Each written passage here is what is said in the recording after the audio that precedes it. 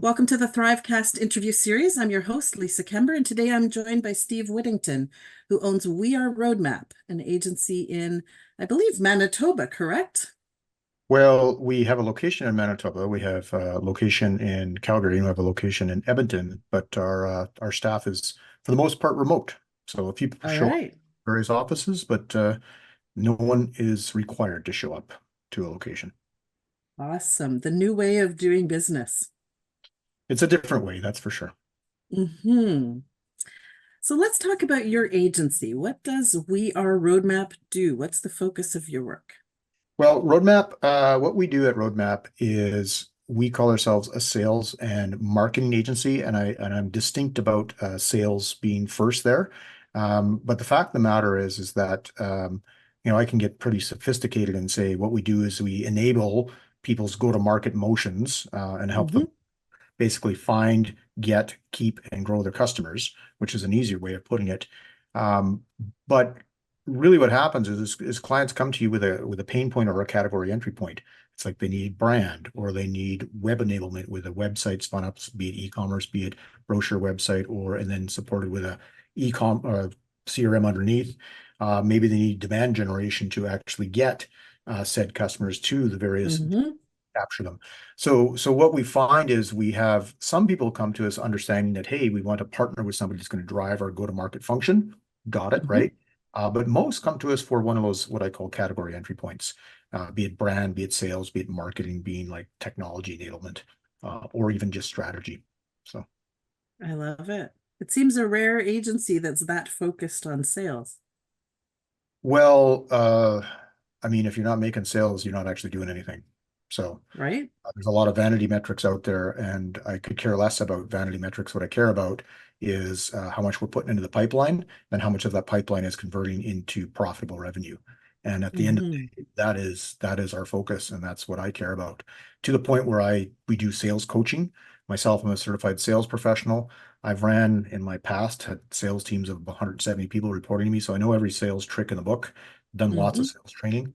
I work a lot with founder-led smaller organizations like the $2 to $5 million companies that have the CEO Right? a lot of the sales and support them in that process. Love And it. it's like you said, it's sales is a game. You keep score with revenue, right? Yeah. Now you're coming from a pretty interesting background. You've had a bit of uh let's call it entrepreneurial seizures along the way. You're Well, involved in other businesses. yeah, I call myself a recovering executive I started out as a dot-com kid back when the world was a lot greener, and I was in Manitoba and in the 90s.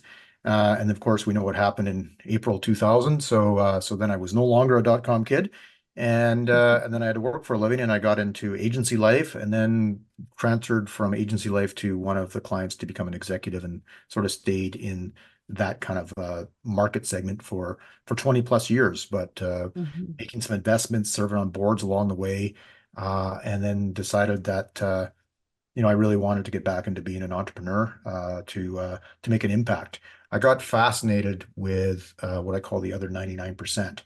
So you look at how can you make an impact on the society that you're part of? Well, you can. Mhm. I've served on lots of nonprofits and NGOs and community foundations and that sort of Mhm. stuff to support the community that I live in. Um, and you make a very localized impact, which is fine, right? But a broader picture, what do you need to do? Like, well, our society, it's funded. We have a social contract that's funded by our economy, and I'm worried about our economy. Uh, Mhm. and so, we're structurally, Canada is a little bit lopsided when it comes to small to medium enterprises. We have more than the other Mhm. developed nations do, developed economies. And so it's the other, I call it the other 99% because it's 99.6% of all businesses in Canada are small to medium enterprises. Mhm. 99%. But we only talk about in the news that 0.4%. And I Yeah. get it. They represent like a massive portion of GDP. So you're all going to talk about those few. But everybody chases the big, the up, Mhm. move up enterprise, the bigger mediums and the ones that are enterprise. They chase that. But it's that other 99% where the large companies come from, which represents 90% of private employment in Canada. We got to support that. We got to make them healthy. We have to make them thrive. So Roadmap was formed to provide that baseline suite of services that can support that other 99%. Because I thought, well, if I'm going to make an impact in my society, besides going into politics, what I could do is I could support the track structure that pays for our politics. Mhm. Not going to talk about politics, but well, anyway, we have a social contract and it needs to be funded. And so we need a Mm. thriving, surviving, growing economic base, which is really that other 99%. So that's why Roadmap came to be and mashed a couple agencies together to create that suite of services that can support that other 99%. And what does that other 99% need? They need revenue. They need growth, predictable growth. Mhm. And it's Mhm. not going to come from a lot of marketing magic. It's going to come from having a really good talking track and message market fit with your outbound sales process or your inbound sales process. So Mhm. that's how you're going to drive it. And so our agency looks at that and supports that. You need your brand in place. You need all those pieces in place to support it. And marketing has to work in sync, totally in sync with sales, driving sales outcomes. And that's what we do. And that's how You I have s- got to where I am, is like getting fascinated with that as an executive. And I thought, well, Mhm. I could go be an executive in another big company, or I can get into this part of the economy and make a bigger impact. Your passion comes through loud and clear. Well, I I think it's I don't know. It's a part that I think we need to take care of, and Mm. they're popos. They're pissed off and passed over. And Mhm. Mhm. companies of my size, we need to be taken care of. We need to be supported because we're going to be the foundation for the future of the Canadian. 100%. Yeah, I do love that when I talk to business owners who understand and appreciate their impact or their place in the economy. I just love hearing the passion for not only business but also um, our sustainability as a country. For sure. Yeah. Um, so I'm going to switch gears and talk a little bit about the agency itself. In the agency owner group that we run, there's a lot of talk among smaller agencies about how do we how do we talk to clients about money? Um, do we tell them up front what the budget should be, or do we wait to hear what their budget is and align with their budget? One of the things I noticed is that We Are Roadmap publishes a pricing range for different types of work. What brought you to that? Why do you do that? Well, when you, as a consumer or a business looking for some sort of service or equipment or whatever it might be, and I own another business as well, and it's the same Mm-hmm. question asked. What is it that you want to know? How much and how long and what do I need to do to do it? Right? Mm-hmm. Why don't That's you true. answer that question? Mm-hmm. I'm not going to apologize for my pricing. I mean, this is not arrogance. I've got 4 professional certifications. I've got 30 years executive experience. You're not paying for how much it costs for that hour that you're dealing with It's me. You're true. all that experience Yeah. that impact your business. You're paying for the impact that roadmap can have on your business, and Mm-hmm. so it's on us to create that impact. And if we don't, then we lose the client, and that's fair. So I don't apologize for where our pricing is at, and I even want to publish more. So when we were active as a CDAP advisor, our pricing was composable and it's very Mm-hmm. transparent where people can pick the different modules to support and create a Right. customized plan for what they need. I'm taking that philosophy and I'll be relaunching the way we show up on the web so that people can come to our website and see composable pricing, everything very, very transparent.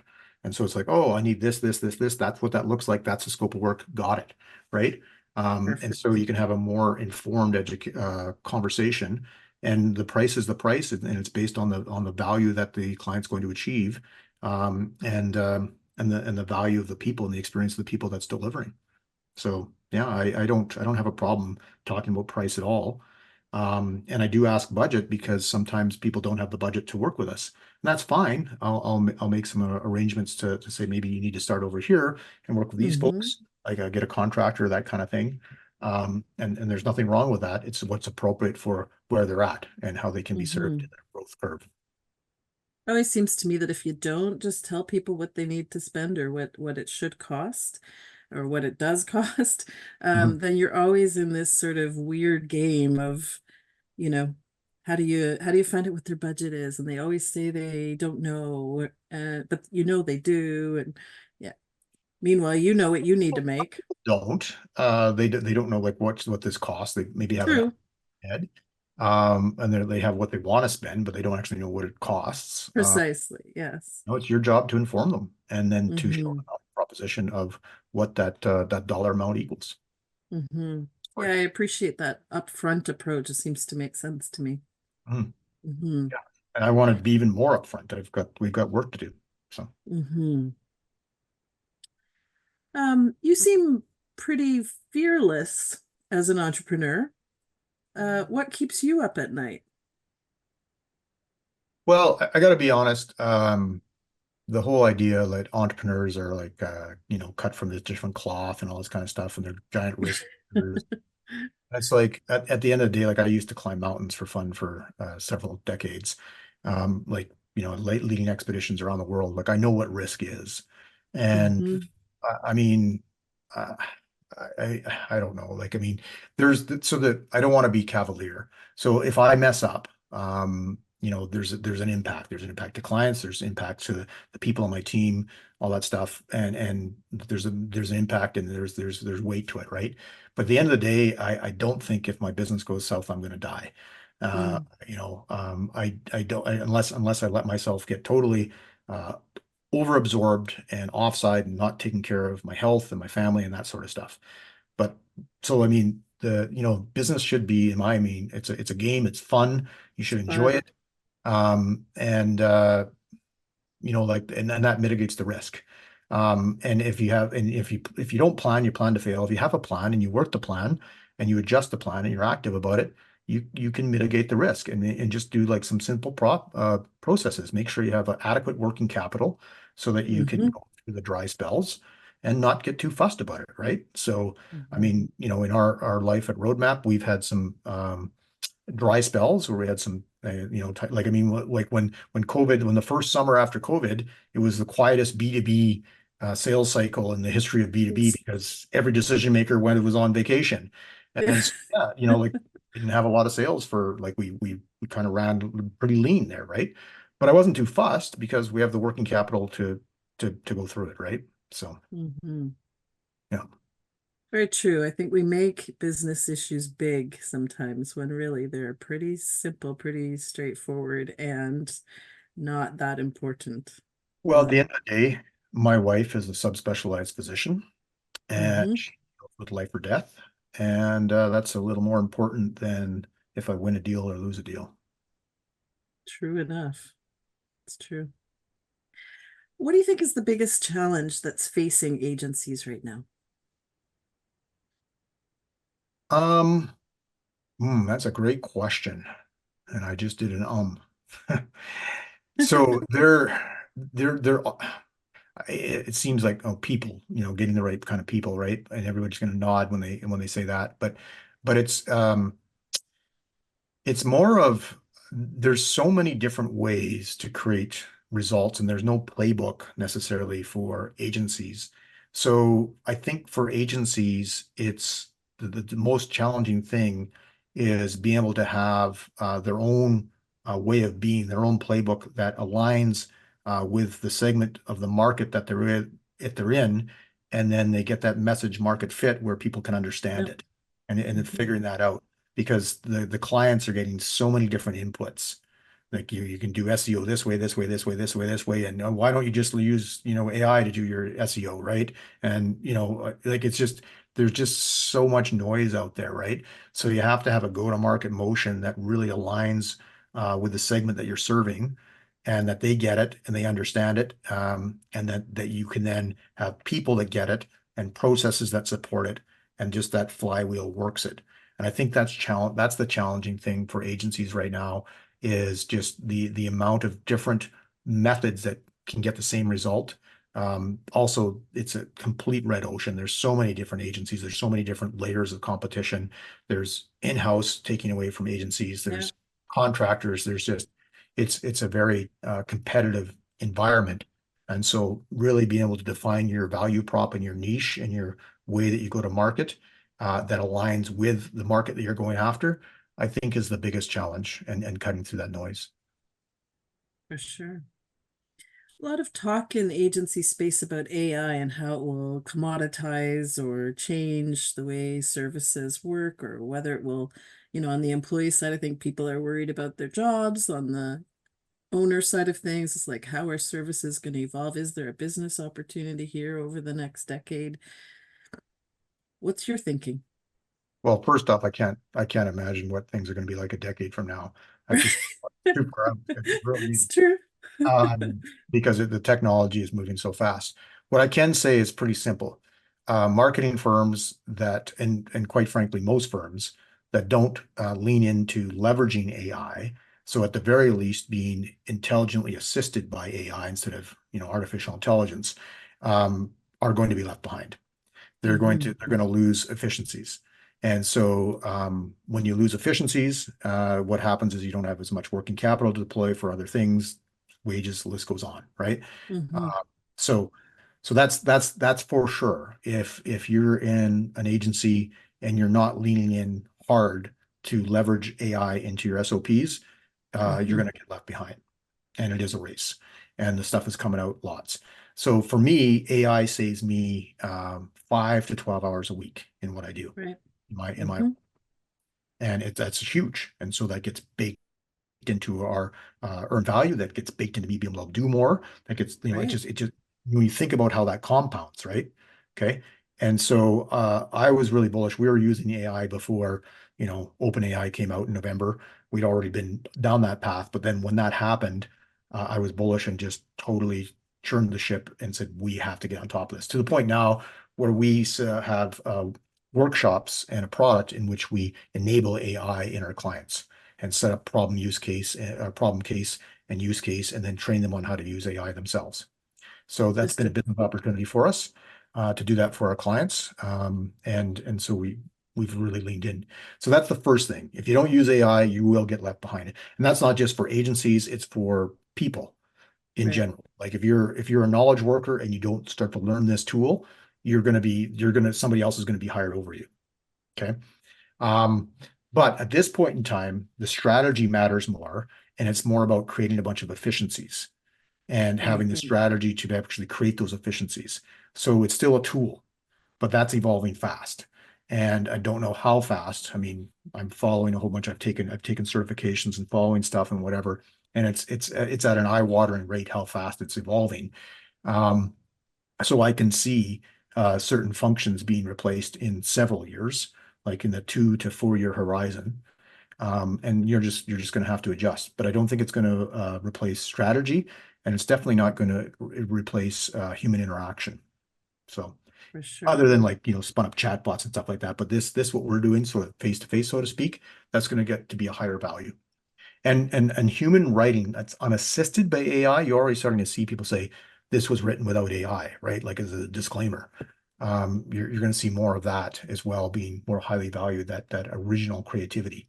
So creativity and strategy, I think, is going to be more highly valued, and so agencies are going to have to lean into how they do that. And then Hmm. it's like a pyramid, right? The base of the pyramid is going to get used by AI, and then you just have to move up that pyramid into higher skill sets. It would seem to me that a greater emphasis on strategy with clients could be a great thing. Well, it always should have been. You know, instead of just going right to tactics, you should start with It's true. strategy to make sure that you're deploying the tactics that work. So, It's true.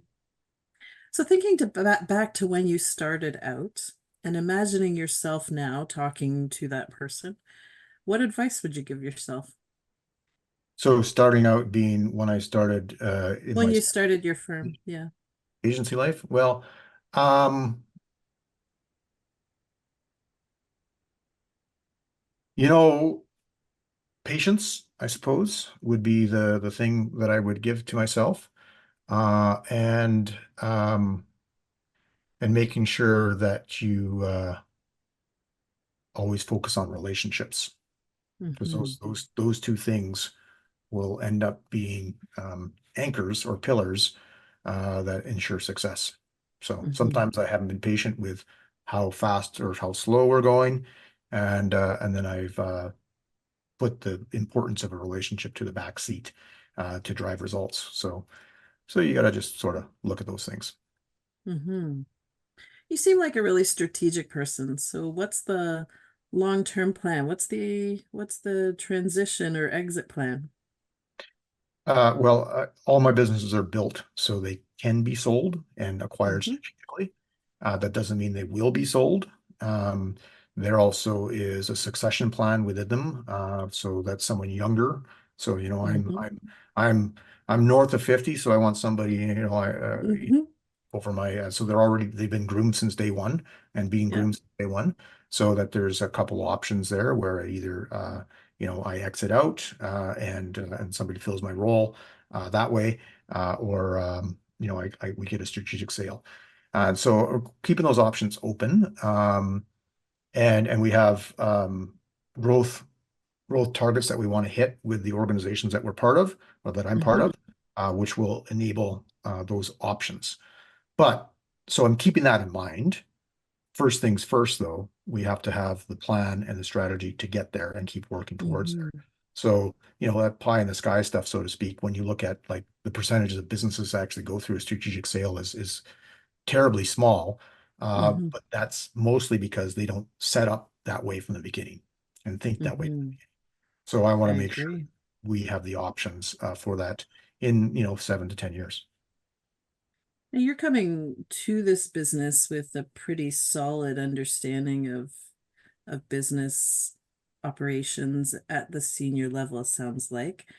Mhm. But a lot of people in the agency space come to managing an agency because they're a really great graphic designer and want to do their own work, or they're a really great content developer or whatever. So they're coming in without that same business knowledge. Um, do you think that makes a difference in terms of success rates in this space? It makes a difference in any business success rates. A lot of small to medium enterprises are started by somebody that is a very passionate individual contributor Hmm. that then either needed to start a business because they weren't very employable Hmm. or couldn't meet their goals as to what they wanted to do, or had a vision for something in that particular niche space that they wanted to explore, and they weren't Hmm. business people. Uh, Hmm. so uh, so they're totally at a disadvantage. It's a total different language, total different skill Sure. set, right? I had the advantage of marketing and sales background and operations background. So when I came in, I'd been in agency life prior to doing this last tranche, this current tranche of it. Hmm. But at the end of the day, I'm a business person, and Roadmap gets hired because we come with that business acumen to support business people getting their business results. Marketing and sales are tools and tactics for them to use to do that. And we have specialties and specialization in those two particular areas. But we holistically, when we look at strategy, think about the entire business. So, Hmm. like I was saying, you need to hire a VP of ops because you're really like you need to get the SOPs in here because your delivery, we can find you customers, we can get you clients, but if you can't keep them, you can't grow them. What's the point? Hmm. On that, right? And I have all that background having run Yeah. factories, retail locations and stuff Yeah. like that, right? So I know ops pretty well. So we think of it that whole way, right? And how we can support. So we will do that where we'll do onboarding documents for how to onboard employees and staff and onboard customers and product knowledge, Hmm. that sort of stuff, right? Like we can get into that non-traditional kind of operation side because we do have that experience. So anyway, getting back to your question, the creatives, the individual contributors that started agencies, are they at a disadvantage? Unfortunately, yes, they are. Hmm. So how could they address it? They need to skill up. It's that simple. They need to hire coaches. They need to find a Hmm. good business coach to support them. Hmm. There's more resources now than there ever has been. But I mean, honestly, read Scaling Up, read Traction, do the Hmm. EOS system, live Yeah. it, find a coach to Hmm. support you on that. Coaches Hmm. make you better. I don't know how many coaches I've had in my career and continue to have in Yeah. my. Ditto. I am a Hmm. coach, so it's like Hmm. um, do For sure. that. The only thing holding you back is yourself. I love that. On that note, thank you. Thanks for being here. Thanks for taking the time to talk with us today. And for those of you listening, thanks for joining us and listening. And we look forward to seeing you on the next episode.